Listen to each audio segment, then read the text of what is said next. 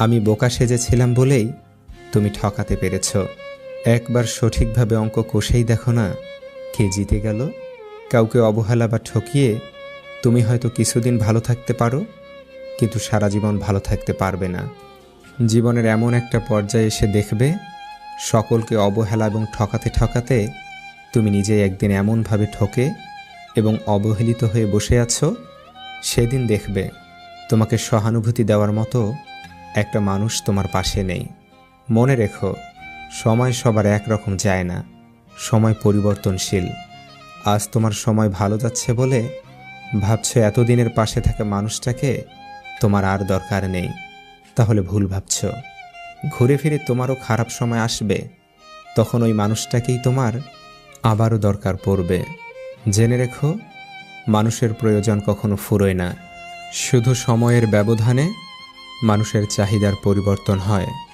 আজ যেই মানুষটিকে তোমার দরকার পড়ছে না, যার কাছে তোমার আর কিছুই পাওয়ার নেই, একটা সময় ছিল সেই মানুষটার কাছেই তুমি তোমার সব কিছুই খুঁজে পেতে।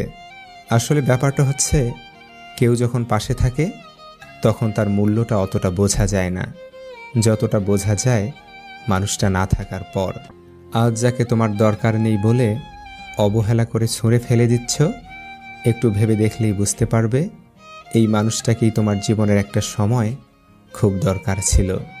আসলে দাঁত থাকতে দাঁতের মর্ম আমরা কখনোই বুঝি না, কিন্তু দাঁতগুলি যখন সময়ের চোরা স্রোতে পড়ে যায় তখন আমরা বুঝতে পারি দাঁত ছাড়া এক একটি খাদ্যকণা খাওয়া কতটা দুষ্কর।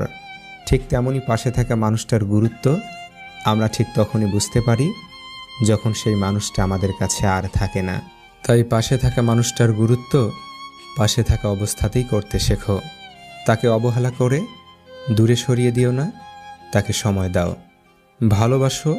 নয়তো দেখবে তুমি আকাশের চাঁদ খুঁজতে গিয়ে গোটা আকাশটাকেই একটা সময় হারিয়ে ফেলেছ। তাই সময় থাকতে গুরুত্ব দাও। গুরুত্ব দিলে মানুষ কখনো দূরত্ব বাড়ায় না, তাই সময় থাকতে গুরুত্ব দাও। জীবনকে প্রয়োজনের মধ্যে সীমাবদ্ধ রাখো, আশার মধ্যে নয়। কারণ প্রয়োজন ফকিরেরও পূর্ণ হয়, কিন্তু আশা বাদশারও পূর্ণ হয় না।